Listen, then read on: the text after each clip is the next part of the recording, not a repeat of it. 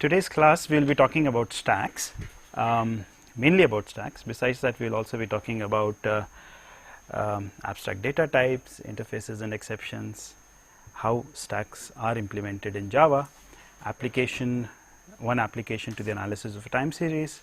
We will talk about growable stacks, do a little bit of amortized analysis, and then talk about stacks in Java virtual machines. Okay, so what's an abstract data type? So it's basically a specification of what the instances are and what are the set of axioms that define the semantics of the operations on those instances. So what do I mean by all of this? So you know data types, for instance, you know integers, right, and you know real numbers and so on. So when we talk of two integers and we say addition, so you understand the notion of addition. That's the same way as you add two integers in math, right. So here similarly we will define data types in this course, and we will define certain operations on those data types, and those operations would be defined through what is called an interface, which is basically giving us what is called the signature of the operation. What are the parameters that the operation required, and so on. And then we will also specify what are the results of those operations through a set of axioms. Yeah, just as in the case of integers, you know, the sum of two integers is as is defined in math, right. So a plus b, if you had an variable of type a and a variable of type b and you sum them up, then you get the same answer as you would, you know, in your mathematics class. So we will see examples of all of this, and perhaps that will be clearer then. The kinds of operations that we will be talking about would essentially be of three kinds. So one would be just a constructor operation. So this is the same as the constructor method in Java, right. You can, using this method, using this operation, you can create an instance of that particular data type. Yeah. So when we are talking of sophisticated data types, this method will have to do a lot of work. Access functions which let us access elements of the data type, and manipulation procedures which would let us manipulate or modify the data type. Yeah. So why are we talking about data types here? Data types help us identify what are the requirements, what are the building blocks of our algorithmic procedure, and what are the requirements out of those building blocks. It provides a language which will help us talk at a higher level of abstraction, right. We can talk in terms, just as we are talking of in terms of integers, adding to integers, we can talk in terms of maybe stacks or queues or any of the advanced data types that we will be discussing in this course. They encapsulate the data structure, which is how the data is organized, and the algorithms that work on that data structure. They encapsulate that, right. And they help us separate the issues of correctness and efficiency, and we will see more of this as I show you examples of data types. So let me start by giving you a simple example of a data type, and that's a dynamic set. Yeah. So you know a set as defined in your high school classes, right. It's a collection of objects, and suppose we also had operations which would let us modify that collection of objects, which means add an object to that collection or remove an object to that collection.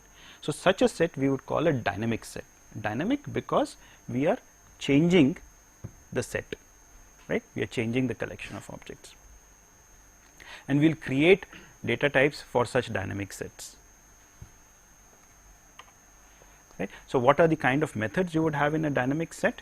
So you would have a method to create a dynamic set. That would be a method new.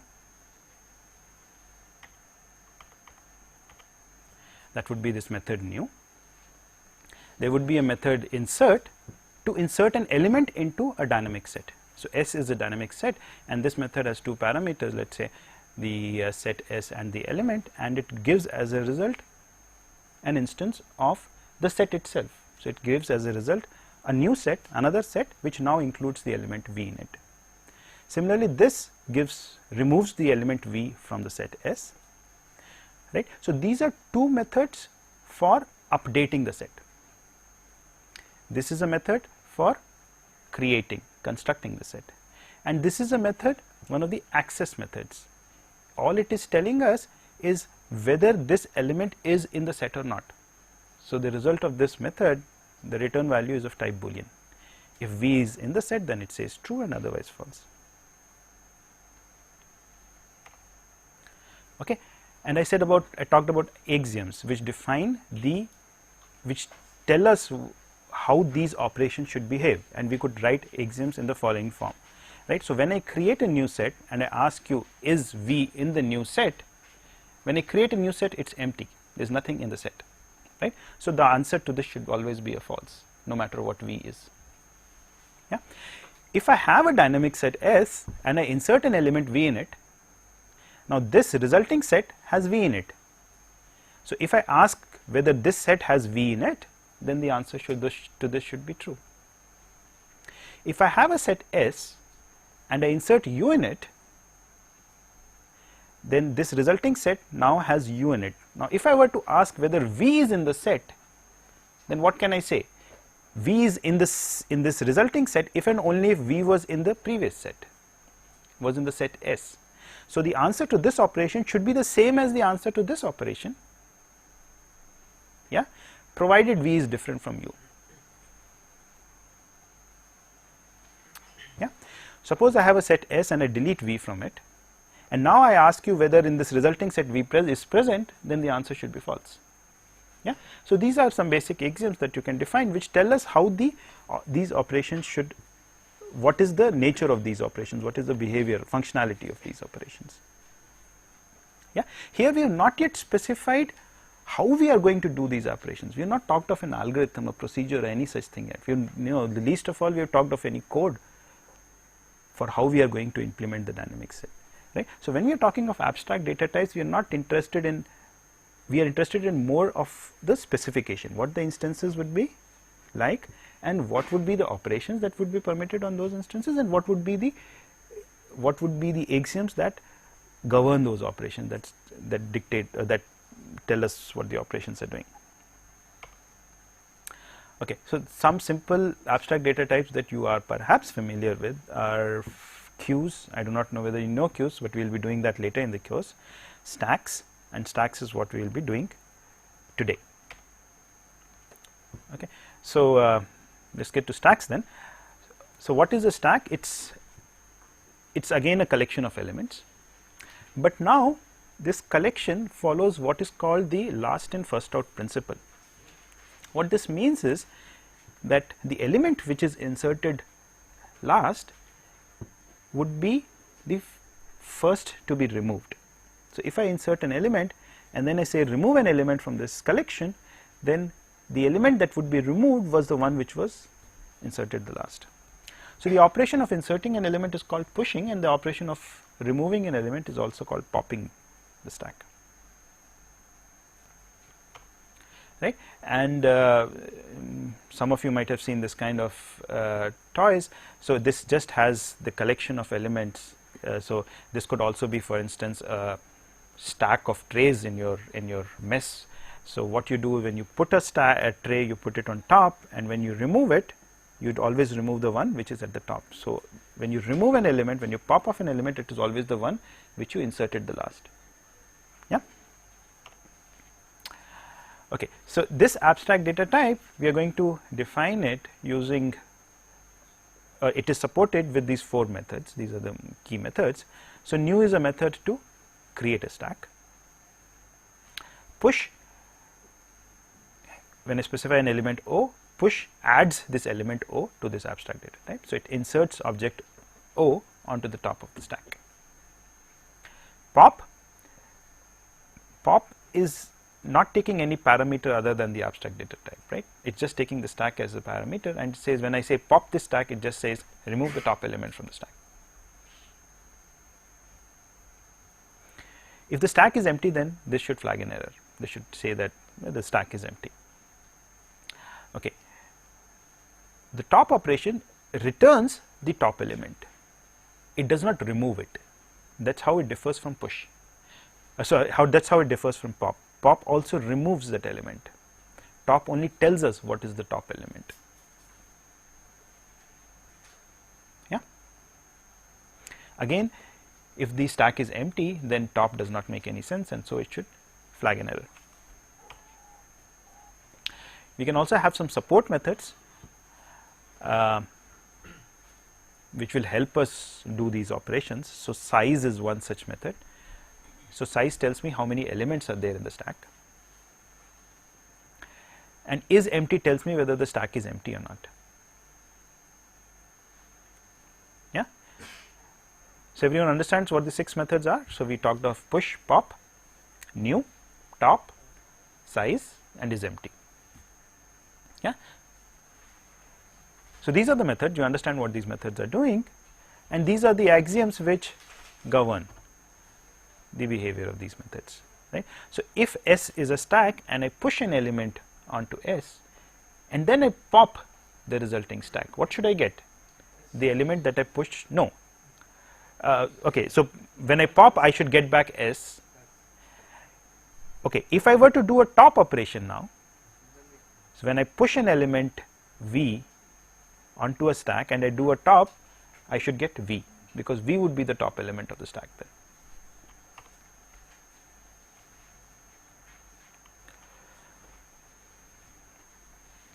So, this is as far as the abstract data type is concerned. So, we have defined what the stack abstract data type is. We have defined the methods, we have defined 2 axioms, maybe they are not complete, but this is what the axioms would look like.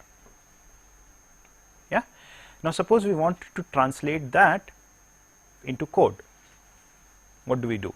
How do you translate an abstract data type into code? So, for that we will need 2 constructs. Many of you might be familiar with this already, notion of interfaces and exceptions, right. And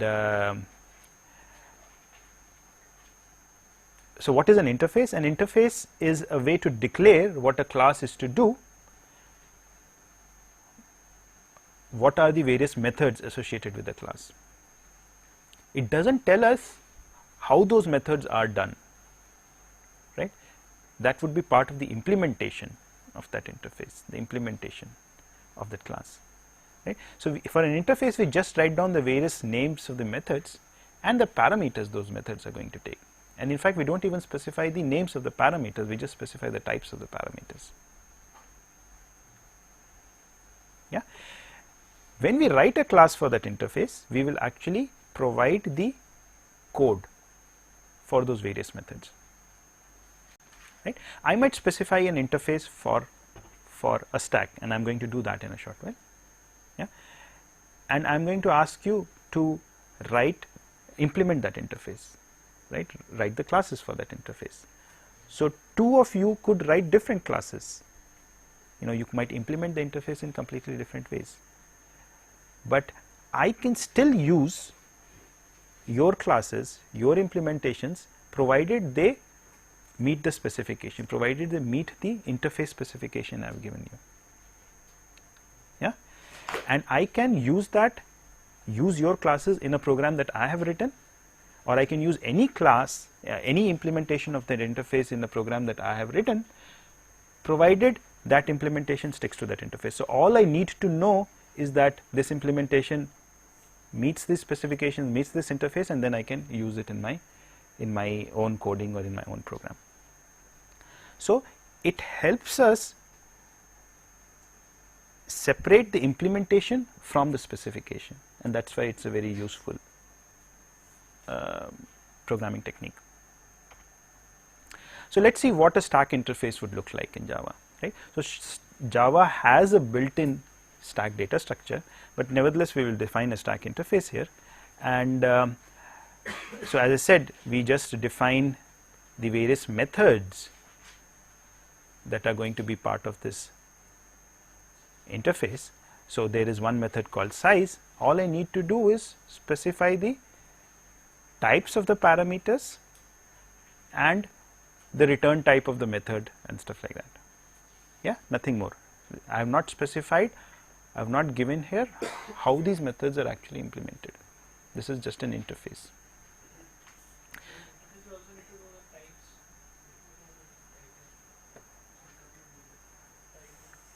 So your question is whether in an interface we need to know the type of, like the parameter types of the function. yeah, so we need to know the types of the parameters, yes, as is here.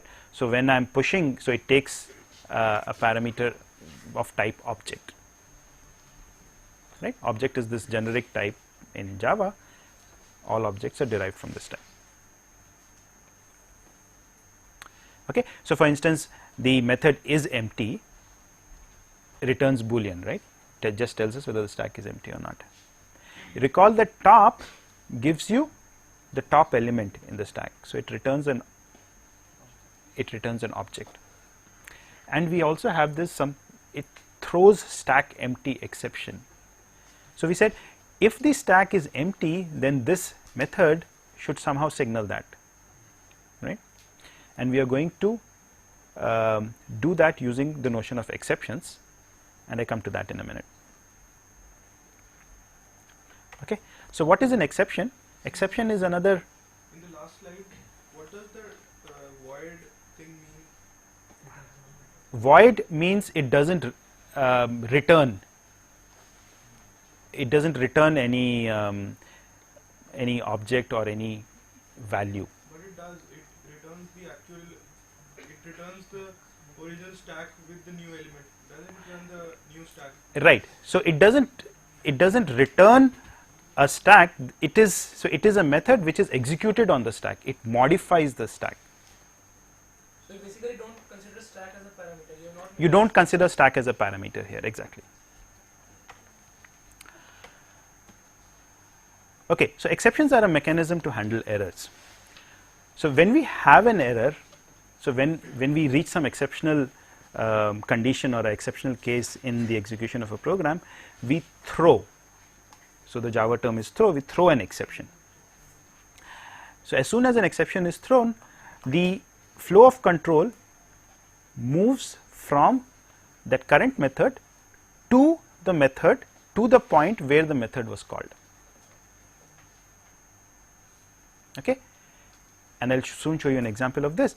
The idea essentially is that when an exception occurs, when something exceptional happens, you delegate the responsibility of handling that exceptional case upwards. You delegate the responsibility of handling that problem or that error to the procedure which called this particular method. Okay, you see examples of it, and that will be clear. Okay, I have two methods here. One is an eat pizza method, which throws a stomachache exception, right. So there is some code here and there is some dotted code here. So if you ate too much pizza, then there is a problem, and so you throw a stomachache exception here. This procedure, eat pizza, was called here in the simulate meeting procedure. So here I called this method eat pizza. Yeah. So when this exception is thrown, the flow of control will come to this point. Yeah. Okay. So when this exception is thrown, we will exit this method eat pizza and go to this point. So if there is another statement after this exception, after this throw line, would it get executed or it No, it would not get executed. If there were, so your question is if there were other statements after this, and there are other statements here, I have not shown all the statements. These dot dot dot means that there are a bunch of statements after this, they would not get executed. The flow of control would interrupt at this point and would now reach here. Okay. Now there is also this notion of try and catch blocks. So in case there may be some variables which we have modified. So suppose before exception was thrown, the variables have been modified by this method. So once it throws the exception, once the exception is handled, so when it reaches back, will the variables will be in their modified form or will they be in the original form? So it depends. So your question is that when exception is thrown, what happens to the variables that we might have modified here, right? Now again, it depends upon, it's like a procedure call, right? When you return from a procedure, think of it as if you are returning from this procedure here at this point, returning from this method. So if those variables were local variables, then you don't see them here. If there were some global variables, then if they were modified here, those modifications get carried out over at this point. Right. Now there is something called a try and a catch block here. So if you thought that there could be a possible exception in this method, then you enclose the method within a try block. So, try bracket whatever method you are calling and close bracket. Now, if there was no exception that was raised in here, or if this particular exception did not get raised in this method, then we will just skip this catch block and go on to the statement after the catch block, which means something here. But if an exception was raised in this method, in particular this exception was raised in this method, because this method might raise many exceptions, right? If this exception was raised in this method, then we would come into this catch block and execute the statements here. Does everyone follow what I am trying to say? Right. So, if the method raises an exception, then if that exception is getting caught here through a catch block, then we would do whatever is written in this, or execute whatever statements are written here. Now, what are the statements written here? Here you could have any kind of, so you do not necessarily have to have a system.out exception. So, here is a slide where I have tried to explain this. In the previous thing, if we don't have to write a statement when we catch that exception, yeah. so what does the loop this program do?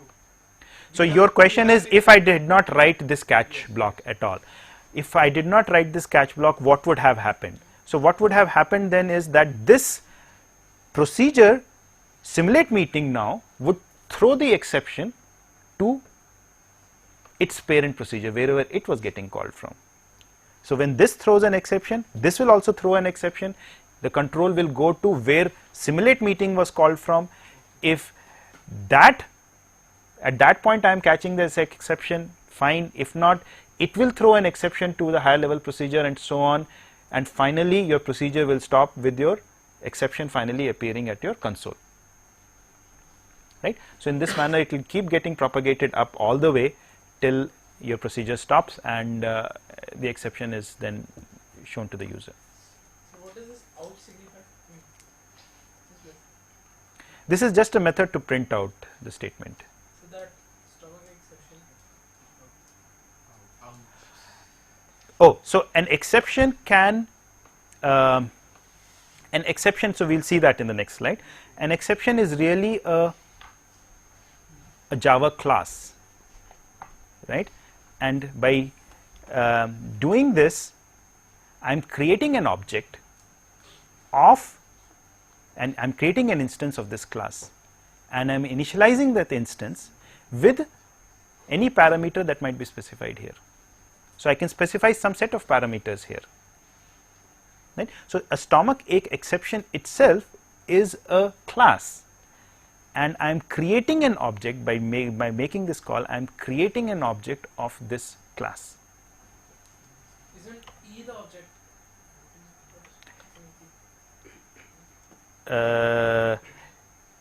Yeah. So, when this is caught, this E would get assigned the object that is created by this statement. So, if there is an exception, if an exception is thrown, but we are not enclosing it in a try box, try block, Yeah. then straight away the exception will come on the console. No, again it will be moved up to the calling procedure. We are not trying it.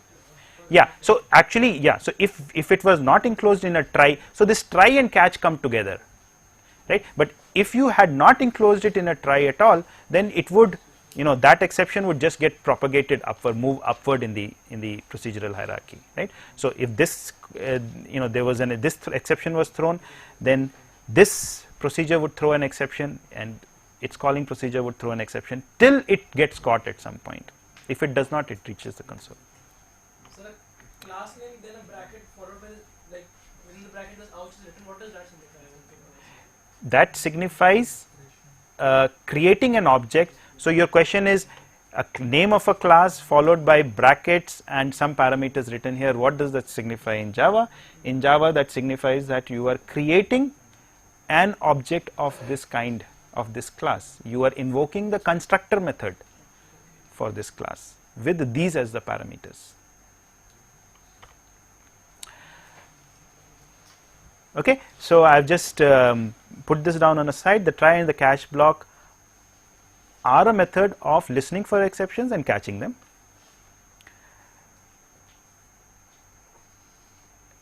So, as I mentioned before, a catch block can contain anything. It does not just have to have a system.out.println. It can also throw an exception in turn, but it can also do other things to help you gracefully exit from the program when an exception happens.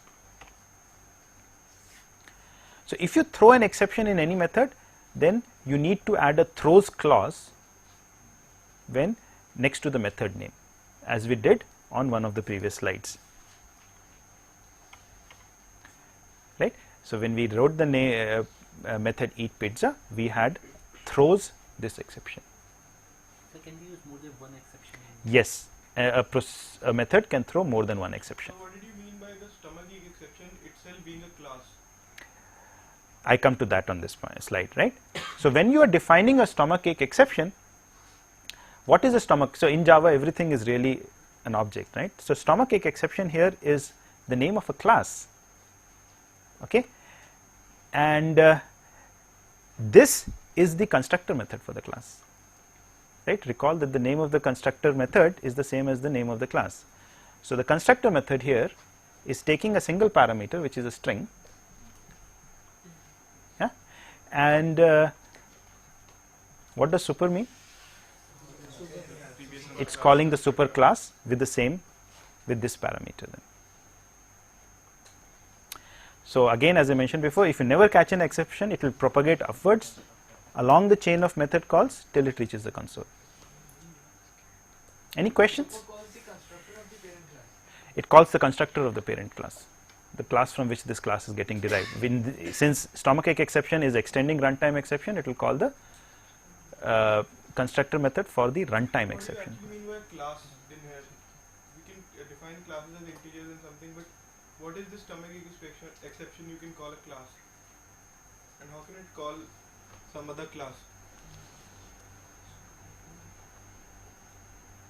I think I am going to pass that question because it seems to me that you need to understand a little bit more of Java before, right. So, we will not take this question here. Yeah. So if it's trying more than two types of exceptions, Yeah. so what will the throws call? We have to write both. Yes. So, if a particular method throws more than one exception, then you will have to specify all those various exceptions it can throw next to the name of the method. Yeah. And then even in the try block, you can have many catch statements, right. You can have catch this exception followed by catch some other exception followed by catch a third exception and so on. Yeah. You need to look at your Java book for these things. So, now we get back to our stacks. So, we had created the interface for a stack. Yeah. Now, we are going to implement methods, and there can be many ways of implementing a stack, and the first way we are going to discuss here is using an array. So, I am going to have an array. Let us say the maximum size of our stack is capital N. So, I am going to have an array of n elements.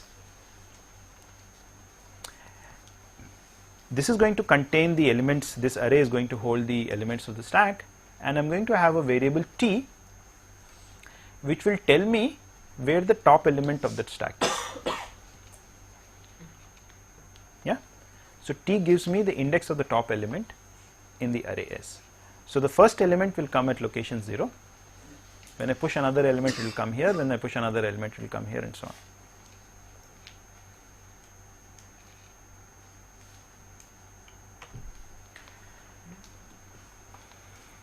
So, here I have actually listed out an entire implementation for our stack interface. So, my implementation is called array stack because I am using an array to implement the stack, and this statement says that it is implementing the stack interface by saying array stack implement stack. So implement stack means it is implementing the stack interface which we have provided earlier. Exactly. By implement stack means it is implementing the stack interface we have provided earlier. And I've set a default capacity for the stack, which is, let's say, 1024. Otherwise, the capacity of the stack would be in this variable n. What is this final mean? Final is just specifying that this is a constant which its value can never be changed. Right? S is declared to be, so S is that array which is going to hold the elements of the stack. So S is an array of objects, and T is the index of the top element. So T is initially -1 because there is nothing in the stack. Right? T is equals 0 means the top element is at location 0. So when the stack is empty, T is -1. Right? And these are two constructor methods. If you don't specify anything, if you just call array stack without any parameters, then I'm going to create a stack whose capacity is 1024. And if you call array stack with some number, let's say 37, then I'm going to create a stack of size 37. So can you please go back to the previous slide?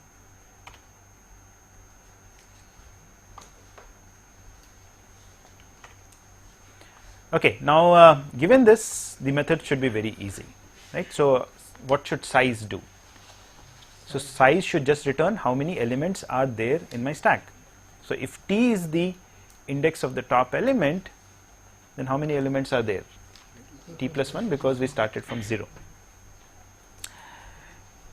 So if we want to know whether the stack is empty, the stack is empty if T is -1, less than 0.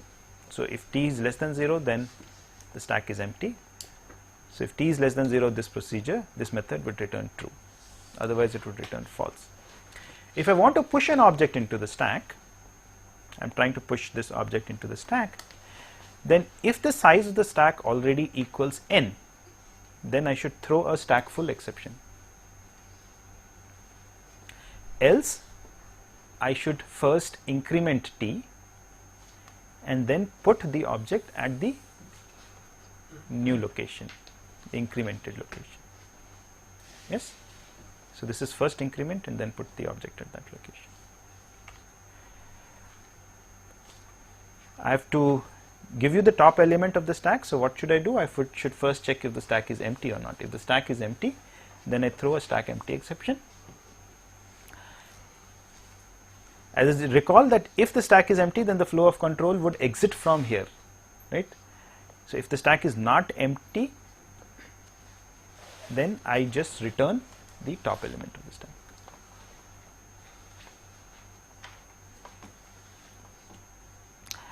If I want to pop the stack, then once again I check if the top element is empty. So if the stack is empty, if the stack is not empty, then I, let's say, save the top element in location element. I decrement T because I am removing the top element, and let's say I set the what was T earlier, that index at that location, I set a null, I dereference it, right? Because earlier at the top location, at location T, at location number T, there was let's say T was 37 initially, right? So at location 37 I had an object, so I need to remove that object and I need to decrement T to 36. I am doing that here, and then I return the top element. Pop returns the top element also. So what does this new mean? Like new is generally used to allocate memory. Yes. So recall I said stack empty exception is a class, and I am creating an object of this type of class. I am creating an instance of this class, so I need to use new. So like we are setting the element we are deleting to null, but usually in general we never we just move the top pointer down and we don't set it to 0. You can also do that. So he's saying, why should we necessarily dereference it? You can also do that, but it's best to to actually dereference so that you can remove those objects, so you can get rid of those objects, right? Otherwise they will lie around in your memory. One second. To the declaration of very like the first stage of the implementation of stack in Java, which we just this one we are making int t, private int t is equal to -1. This t is a member of the class, of the class, a variable in the class. Yes. So it is not a static object. So it could be implemented only by an object of the class array stack. Yeah. So if we are writing straight away as st, that means we are using the numerical value of t. But we need an object whose member t will be accessing, isn't it? I do not think I even understand your question. Okay, but I think what you're trying to say is, okay, or let me clarify what this here is. T is just an integer, okay, and it is a private member of this class, private because no one else needs to know about T, and S is an array of objects, and ST can therefore then access the tth element of this array.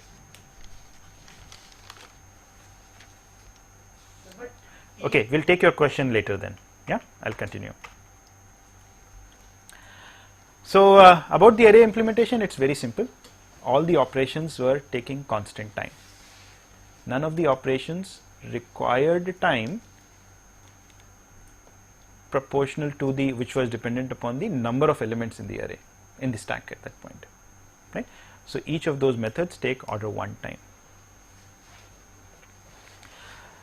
The problem, however, is that we are working with an upper bound on the size of the stack, right? So this upper bound was either we took the default value, which was 1024 in our example, or it was specified at the time of creation of the stack. Why is this a problem? You know, we do not know quite often beforehand what size stack we should have. We might allocate a very large size stack, in which case it might be a waste of memory, or we might allocate a very small stack, in which case we might not be able to run our procedure to completion because we will soon have a stack full exception, right? So stack empty exception is a requirement of the interface. Why do I say this? Because the top and the pop methods are not defined if the stack is full, the stack is empty. So it is a requirement of the interface really, but a stack full exception is an artifact of this implementation. If I had some other way implementation perhaps, then I would never have to even raise a stack full exception, and we'll see an example of this. We'll see how we can implement the stack so that we never have to make a stack full exception, so that we can always grow the stack when need be. You have a question? You have a question? Okay, so we'll look at an application of stacks very quickly. We have the stock prices for, we have the daily stock prices of, let's say, a particular stock. So I give you the price on day 0, the price on day 1, the price on day 2, 3, 4, 5, 6, so on. The span S sub I of a stock price on day I is defined as the maximum number of consecutive days that the price of this stock has been less than or equal to its price on day I, right? So this example would make it clear. So the span, so S5 is the span of the stock's price on day 5, and it is equal to the maximum number of days that the price of this stock has been less than or equal to this price. Yeah. So for 4 days the price of this stock was less than or equal to this day's price, and so the span of the stock's price on day 5 equals 4. Inclusive of the current day. Inclusive of the current day. So this picture should make it clear, right? So we are counting 1, 2, 3, 4, and for here instance, for day 6 it's 1, 2, 3, 4, 5, 6 days, right? And for all others it's, so this it's 1, this it's 1, this it's 1, this it's 2, right? So how can you compute the span? So I give you the stock prices in, let's say, an array P. So P is an array of numbers.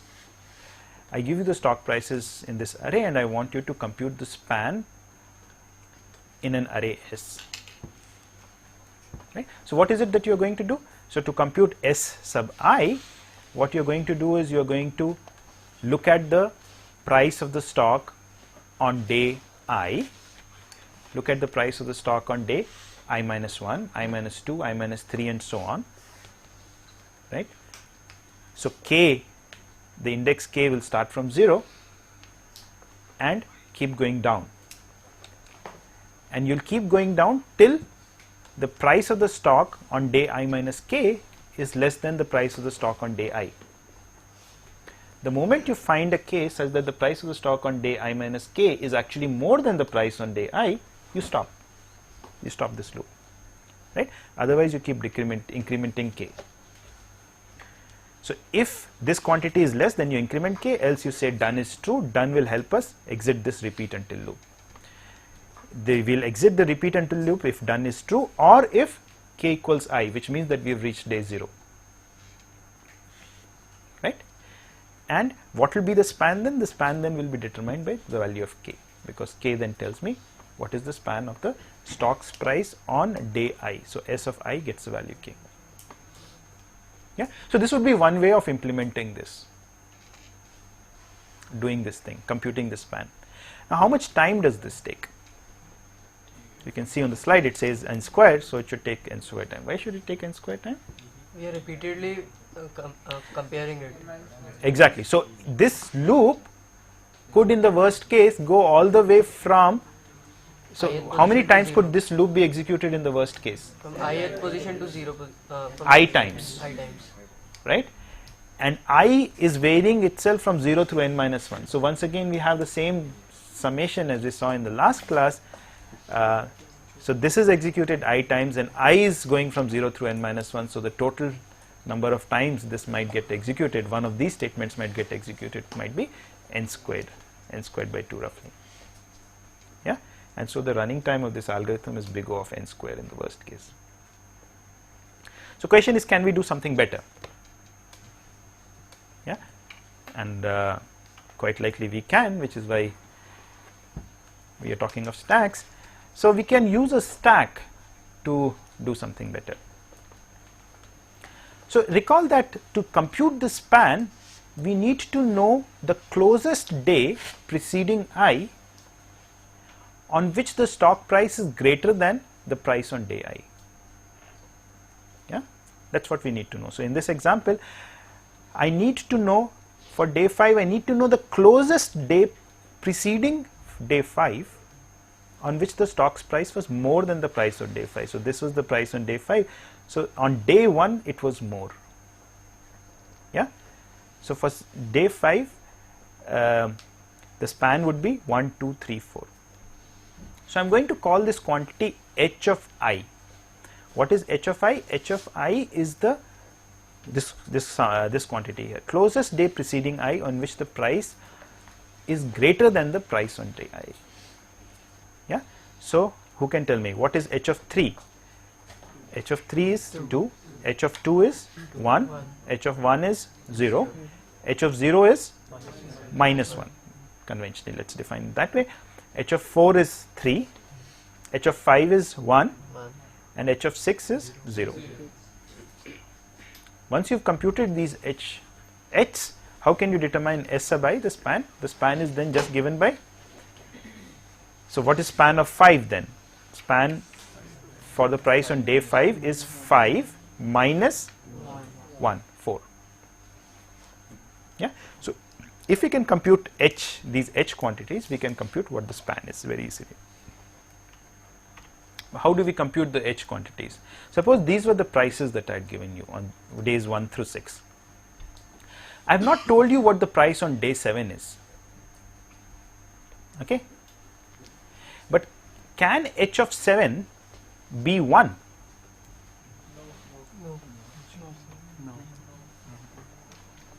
I have not told you what the price on day 7 is, but what is h of 7? Our definition of h7 is the closest day preceding 7 on which the stock's price is larger than the price on day 7. but that day cannot be 1 at all, because the price on day 2 is larger than the price on day 1. Similarly, that day cannot be 3 or 4. Yeah. So what are the possible values that h of 7 can take? 2, 5 and 6. These are the only possible values that h7 can take. I don't know what h7 is, but these are the only values it can take. Yeah. So we will store these indices 2, 5 and 6 in an array, in a stack. 2 will be at the bottom of the stack, 5 will be above that and 6 will be at the top. Yeah. Now to determine h of 7, what do I need to do? I will first compare the price on day 7 with the price on day 6. Suppose the price on day 7 was less than the price on day 6. Then what is h of 7? 6. But if the price on day 7 was larger than the price on day 6, then I will compare it with price on day 5. If it was larger than the price on day 5, then I will compare it with 2. If it was larger than 2, then it's -1. Then h of 7 is -1. So suppose this is the price on day 7, this new bar that I have drawn here. So now it's more than the price on day 6. So what is h of 7 then? 5. Right? So h of 7 now becomes 5.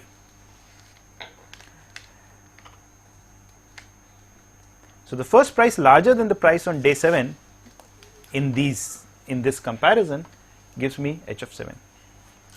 But now once I know h of 7, I should update my stack. What should my stack contain now? Earlier it contained the indices 2, 5 and 6. What should it contain now? 2, 5 and 7. 2, 5 and 7. Is that clear? Because for 8 now, h of 8 can never be 6. So I should get rid of the 6 and replace it by 7. Right? So you can see that a stack would be the right way to do these things. And let's look at the procedure which does this now. So D is going to be the stack of mine.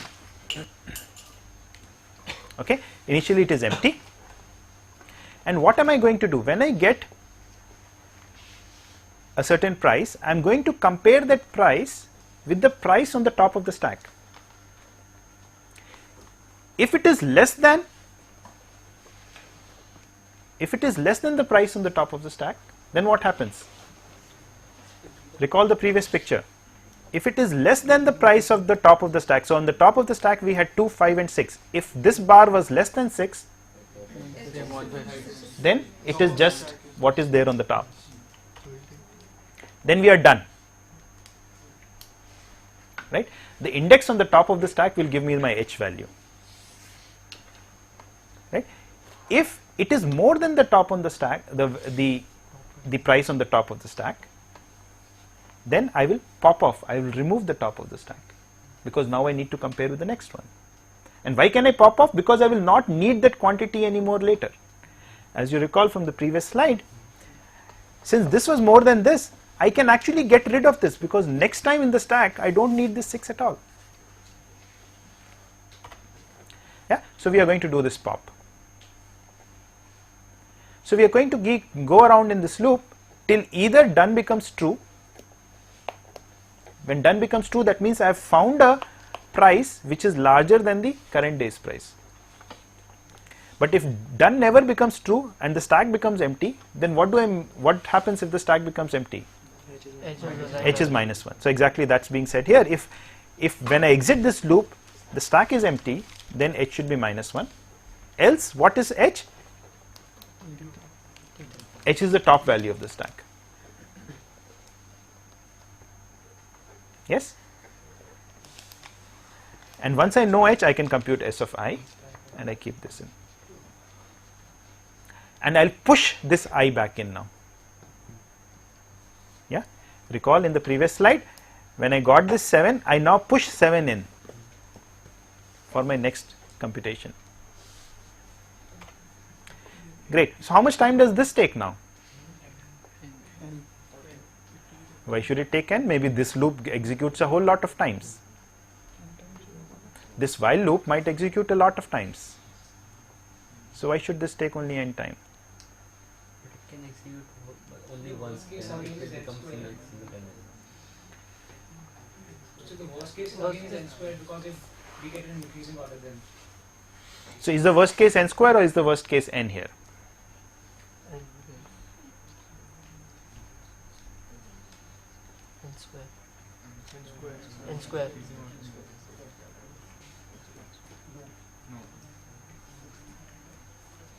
How many elements do we ever push on the stack? One. No. In all, how many elements do we push on the stack? Each element is pushed once. So in all, we are pushing at most n elements on the stack, if there are n elements to begin with. Every time this loop is executed, yeah, we pop off one element from the stack. Yes or no? So how many times is this loop executed overall? Huh? At most 10 times. Every time this loop executes, we are removing an element from the stack. So if the total number of elements we ever pushed on the stack was n, then how can I pop off more than n elements from the stack? So that means that the total number of times this loop executes is not more than n. Right? And how many times do these statements execute? They all execute at most n times, because this is part of a for loop. This executes exactly n times, this also executes exactly n. So what's the total number of total time you will take? Order n, not n square. I hear some of you still saying n square. I am saying the total number of times this loop executes over all iterations put together is no more than n. Because every time the loop executes, every time we go through this loop, we remove one element from the stack. Right? And we never push more than n elements. Total number of elements we ever push on the stack is at most n. Okay, So what was k in the last algorithm? You assigned k as 0 in the beginning.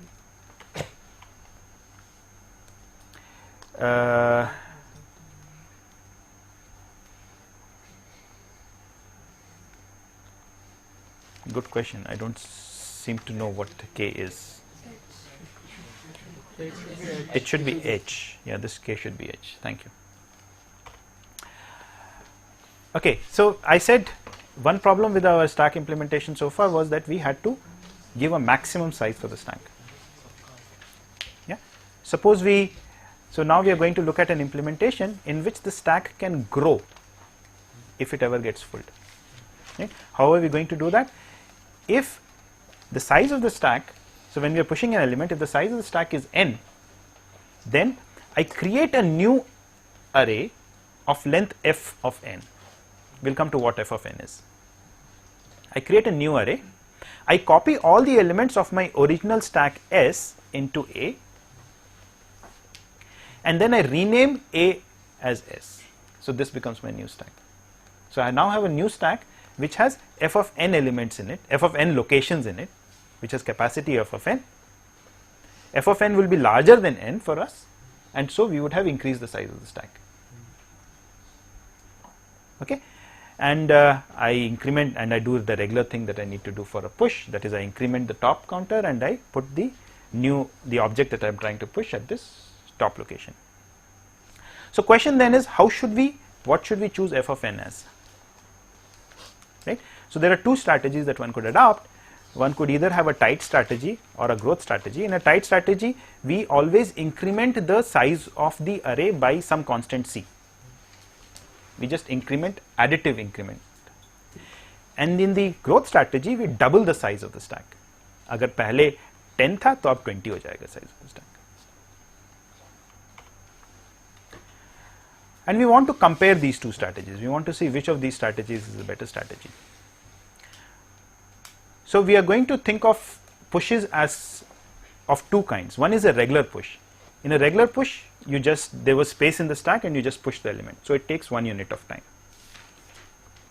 A special push is one in which the stack was already full and you had to create a larger stack and copy the elements from the earlier stack to this larger stack and then push the element.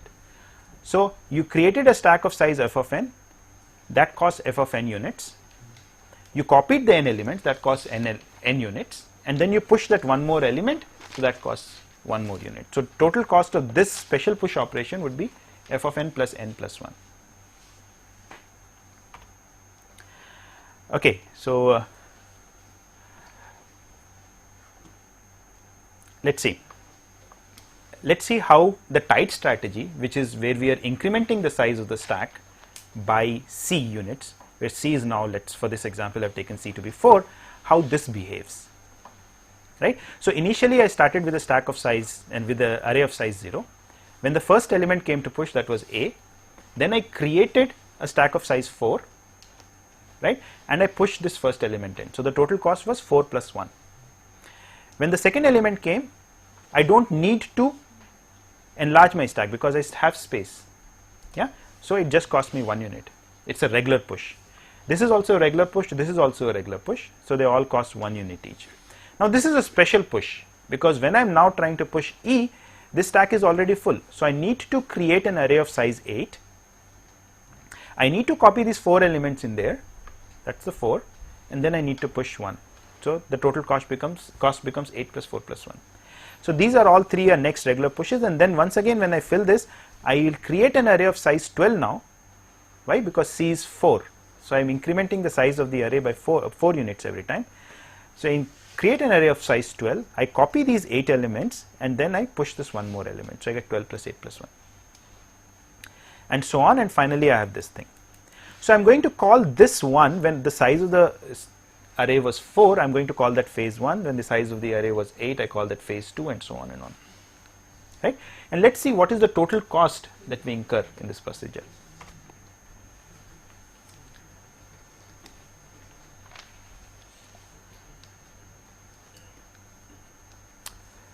Okay, so there is a small problem here. This pound is a multiplication operator. So think of this as multiply, right? So in phase I, the size of the array is C into I. Yeah, in phase 1 it is C, in phase 2 it is 2C, in phase 3 it is 3C, and so on. So the size of the array is C into I. So what is the total cost of phase I? At the beginning of phase I first create an array of size C into I, then I copy the previous array, then I copy the elements of the previous array. So look at this example here. I first create an array of size 8, I copy the previous 4 elements. So I copy C into I minus 1 elements is the cost of copying the elements into the new array, and then I will do C more pushes into this in this phase, a total of C more pushes in this phase, right, before the array gets full. So C is the total cost of the 4 regular pushes that we would be doing, C pushes that we would be doing. And so the total cost is C into I plus C into I minus 1 plus C, which is 2 times Ci. This is the cost of phase I. In each phase I am doing C pushes in all, right. So if I have to do a total of n pushes, then how many phases do I need? N by C phases roughly. And total cost of these n by C phases would be 2C times 1 plus 2 plus 3 all the way up to n by C, because the cost of the ith phase is 2Ci. And what is this quantity? This sum is roughly n square by C square times 2C. So it becomes, this is approximately, this is not a T, this is approximately order n square C, or this is equal to order n square C. Right? So this is as far as the tight strategy is concerned. So what do you mean by cost? Is it the time cost? Yes. Yeah, time. So then how creation of an array costs that much? Like if you create an array of size 8, how is it costing you 8 units? Why not creation is order 1? We could also take creation as order 1, right, in which case this analysis would change slightly, right. For the purposes of this analysis, I am just taking it as, if you are creating an array of size something, you take that much as the cost. Okay, so let me quickly run through the growth strategy. We are running out of time here.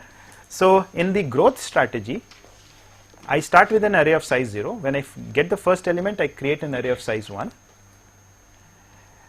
When I am trying to push the next element, I would double this array. So I create an array of size 2 and I push this element. When I am trying to push the third element, I double this array, I create an array of size 4 and I push this element. right? Then I have space for one more. So this is a regular push, pushing of D. When I am trying to push the fifth element, I will double the size of the array again, right? So I create an array of size 8, copy these elements, and then I push the fifth element, and so on and on, right? So once again we can analyze the cost. One is the cost of creating the array, you don't have to copy anything, and one is the cost of pushing them. Here we have created an array of cost 2, we copied one element, and 1 was the cost of pushing. We created an array of size 4, 2 was the cost of copying, and 1 was the cost of pushing the element C. Here this was a regular push, so this was 1, and so on and on. And once again we define a phase as when the cost of the when the size of the array was 1, we call it phase 0. When it was 2, we call it phase 1. When it was 4, we call it phase 2. When it was 8, we call it phase 3, and so on. So as you can see, in phase I, the array has size 2 to the I. Phase 3, it has size 8. Phase 4, it has size 16, and so on. So in the phase I, since it has size 2 to the I, I spend 2 to the I units of time in creating the array first. Then I have to copy the elements of the previous array, right? So that's 2 to the I minus 1 elements of the previous array, they have to be copied. So how many elements are left after copying the 2 to the I minus 1 elements? 2 to the I minus 1 elements are still left. They have to be pushed in this phase. So 2 to the I minus 1 is the cost of pushing in those 2 to the I minus 1 elements. So the total cost of phase I is 2 to the I plus 2 to the I minus 1 plus 2 to the I minus 1, which is 2 to the I plus 1. If we do n pushes in all, how many phases would we have? We would have log n phases, right? Because of the way the array is growing. So the total cost of the n pushes is going to be 2 plus 4 plus 8 and so on up to 2 to the log n plus 1, which if you sum this up is 4n. So the total cost of n pushes is 4n here, and what was it in the case of the tight strategy? N square by c. So this is clearly a better strategy. Right? With this we are going to stop our discussion about stacks. The next class we will discuss queues and linked lists. Stop here then.